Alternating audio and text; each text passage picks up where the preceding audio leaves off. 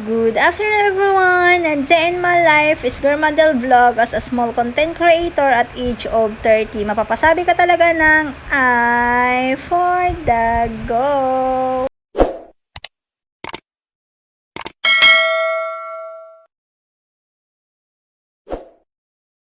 For today's video ay nandito nga po pala kami sa Pangasinan. Nandito nga po pala sa mismong bahay nila nanay at tatay. Bali dito nga din po pala kami pinanganak at dito na nga rin po kami lumaki. Habang nag-outfit check nga po pala ako ay nandyan nga po sila nanay at tatay. Ang laki na po talaga ng pinagbago ng aking katawan simula nga po nag-workout po ako everyday. Talagang naisusuot ko na po yung mga damit na hindi ko na po naisusuot noon. Bali ito nga pong suot ko na damit na to ay binigay na nga lang po ng aking kapatid na dalaga. Dahil yung kapatid ko pong dalaga ay medyo machabi na nga po siya. Kaya hindi nga po kasya sa kanya itong damit na to kaya kinuha ko na nga lang. 2 piraso nga po itong damit na to kaso nga lang kinuha ko na nga po talaga yung isa at yung isa naman ay doon sa anak ko. Ito nga po pala yung kapatid ko na nagbigay po sa amin ng damit. Tignan nyo naman po mas mataba na po siya kaysa sa akin. Kaya yung mga damit na nga po niya na maliliit ay talagang mapupunta na po talaga sa akin. Ako nga ang driver dito dahil nga po umiiwas lang po tayo sa mga huli. Dahil kompleto naman po ako, may lisensya naman po ako, may plaka na nga po tong motor namin at may papel na nga kaya mas safe po na ako na nga lang po ang mag-drive. Bali ito nga po pala ang aming lugar dito sa Consolacion at ito naman tong kapatid ko, siya na nga po ang aking taga-video. Bali dito na nga lang po kami dumaan sa shortcut dahil umiiwas po talaga tayo sa huli ngayong araw at alam nyo naman na hindi po kami naka-shoes at hindi rin po kami naka-helmet. Fast forward na nga po tayo ay nag-parking na nga po kami dito sa side nga po ito ng SM at nagbayad na nga rin po pala ako ng parking area. Bali 15 pesos lang naman po ang aking binayaran sa pagpapark ng aming motor. Kaya nung nakapark na nga po pala kami ng aking kapatid at naglakad na nga lang po kami papunta nga po dito sa SM ng Ordaneta. Medyo umaambon-ambon pa nga po sa mga oras na to kaya hindi nga po gaanong sobrang init maglakad.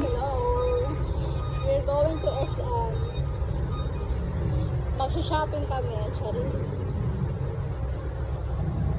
Kasama ko yung sister ko, guys.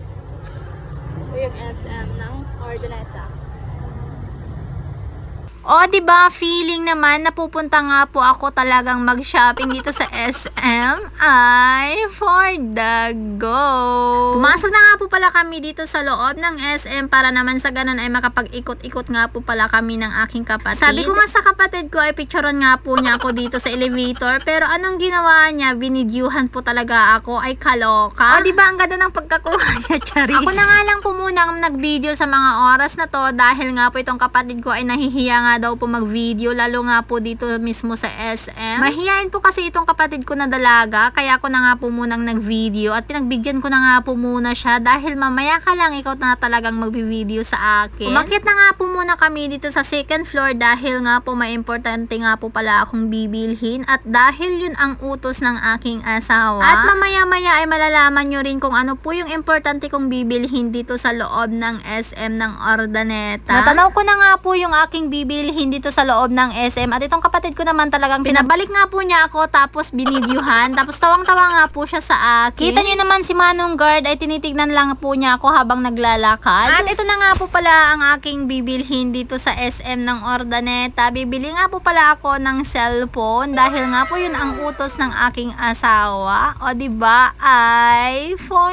the go. Ito nga po pala yung reason kung bakit nga po niya ako pinabili ulit ng aking cellphone at tignan nyo naman po yung dati kong cellphone na pinag-on call nga po namin everyday. Talagang wasak na nga po ito at hindi na nga po pala ito mapapakinabangan. Hindi ko na po sasabihin kung bakit nga po ito nawasak-wasak. Kaya ako sa asawa ko ay hindi ko na po pala deserve magkaroon ng another phone. Dahil sobrang luma na nga po yung cellphone na yun, talagang nagtatouch nga po yan na mag-isa. Minsan nga kapag nakapag-on call nga po pala kami ng aking asawa, nagamit nga po namin yung cellphone na yan. Ay hindi nga po namin namamalayan na may mga na-i-join na nga po namin. Na hindi naman po kami ang nag-join. Kusa nga po talaga yan nagtatouch. Bali, pinalitan ko na nga rin po pala yan noon na LCD niya dahil once na rin po siyang na LCD, simula po yan nahulog ko. Kaya nung nawasak nga po yan noong isang gabi, kaya inutusan naman po ako ng asawa ko na bibili na nga daw po ako ng bagong cellphone. Sabi ko ay wag na nga po na niya akong bilhan ng cellphone dahil may iPhone na nga lang po ako. Kaso nga lang ayaw po niya. Iisip po kasi ng asawa ko na wala na po talaga akong gagamitin pang on call sa kanya. Kaya ayun, inutusan niya nga po muna ako dito sa SM ng Urdaneta para bumili nga po pala ako ng bagong cellphone. Bali, mura lang naman po itong cellphone na binili po namin. Kaya pinakita na nga po pala sa akin ni ate kung gaano nga po kaganda itong camera niya at dual camera pa nga po ito. Bali, ang unit nga po pala ang cellphone na binili ko dito sa SM ay Infinix. 256GB na nga rin po pala ito. Ang pinili ko nga po palang kulay nito ay color black. Hindi na po pala tulad noon kapag bumibili nga po pala tayo ng bagong cellphone ay talagang sinusubukan pa nga po natin. Pero ngayon kapag bumili ka na nga po pala ng cellphone, kung ano nga po yung napili mo ay talagang yun na nga po yun ang bibilihin mo. Dahil once na po na binuksan na nga po nila ang inyong pinili ay yun na nga po yung kukunin mo. At don't worry naman po ay may warranty naman po niya. Bali 1 year naman po ang warranty naman itong cellphone na nabili ko na Infinix. Habang sinusubukan ko nga po itong cellphone na bibilhin ko ay talagang natutuwa naman po ako sa mga araw na to dahil nga po natutuwa po talaga ako at magkakaroon na naman po ako ng bagong phone. Hindi ko naman po kasi in-expect na bibilihan po ako ng aking asawa. Kaya nung na-check ko nga po yung cellphone na okay naman, wala namang damage at nagustuhan ko naman po yung nabili ko at nagperma na nga lang po ako dito. I-reveal ko na nga po pala kung magkano nga po pala itong nabili kong cellphone. 4,500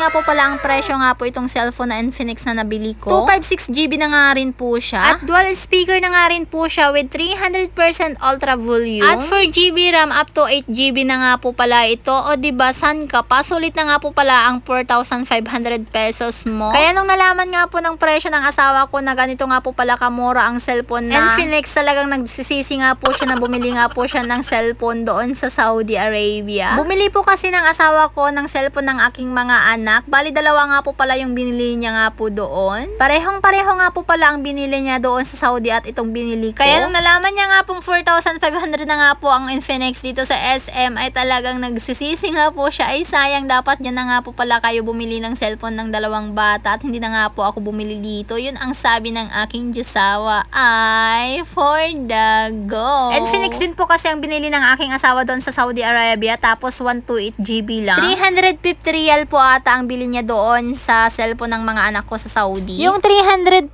riyal at ang rate naman po dito sa Pilipinas ay 5,289. Samantalang ang bili ko lang po dito sa Infinix na cellphone ko ay 4,500. O diba, mas mura na nga po dito kaysa sa Saudi. Nainganyo kasi yung asawa ko kaya napabili po siya ng dalawang cellphone para sa anak po namin. Kaya hindi na nga po nakatiis yung asawa ko. Yung budget nga po niya ay binili na nga po niya ng cellphone. Para naman daw po sa ganun, kaya pag nagbakasyon nga daw po ulit siya ay may mga pasalubong nga po siya sa mga bata. O diba, ang sweet ng aking asawa ay for the go. By the way, pagpasensyahan nyo na nga po pala ang taga-video ko. Sobrang gulo nga po niya mag-video ng aking kapatid. Tulad nga po ng sabi ko sa inyo kanina ay talagang nahihiya nga po siya mag-video dito sa SM ng Urdaneta. Buti daw sana kung nandito nga po siya sa Nueva Ecija tapos nagbablog nga po kami ay hindi daw po talaga siya nahihiya dahil nga po wala daw siyang kakilala dito kundi ako lang. Napagod nga po pala itong kasama ko kaya niyaya nga po pala ako ng kapatid ko dito para bumili nga po kami ng milk tea. Kaya sa mga taga Urdaneta, kung gusto nyo po ng milk tea or lemonade ay dito lang naman po sa CB Mall. Dito lang sa side ng CB Mall bago po kayo pumasok. Bumili na nga rin po pala ako ng dalawang lemonade para sa aking dalawang anak. At after nga po namin bumili ng lemonade ay pumunta naman po kami dito sa mga maraming prutas dahil bibilhan ko nga po pala si nanay ng prutas niyang papaya dahil yun nga po ang request niya nga po sa akin bago nga po ako umalis kanina sa bahay. Kaya bumili na nga po pala ako ng isang perasong papaya at kinikilo pa nga po pala ito. Ang 1 kilo nga po pala ng papaya ay 100 pesos. Kaya binilhan ko na nga lang po si nanay para mapagbigyan ko na nga po ang kanyang hiling. After nga po pala kami bumili ng mga prutas ay dito naman po kami dumiretso ng aking kapatid sa mga bilihan ng mga chocolate. May pinapabili po kasi sa akin yung mga anak ko. Kung naalala nyo nga po pala yung nagtrending ng mga vegetable. Bali gusto nga po pala nila yun ipa-order sa akin sa TikTok kaso nga lang ay hindi ko nga po gusto bumili ng ganun sa TikTok. Kaya nung nandito nga po kami sa Urdaneta ay talagang bumili nga po pala ako ng isang peraso. Ang isang peraso nga po pala ay 100 pesos at medyo malaki-laki na nga rin po yun. Medyo mura na nga rin po pala ang mga bilihin dito. Marami ka rin po palang pagpipilian dito. Meron mga pipero, may Mars na chocolate, KitKat at kung ano-ano pa nga. Nakita nga po namin itong makapuno kaya bumili nga po kami ng 3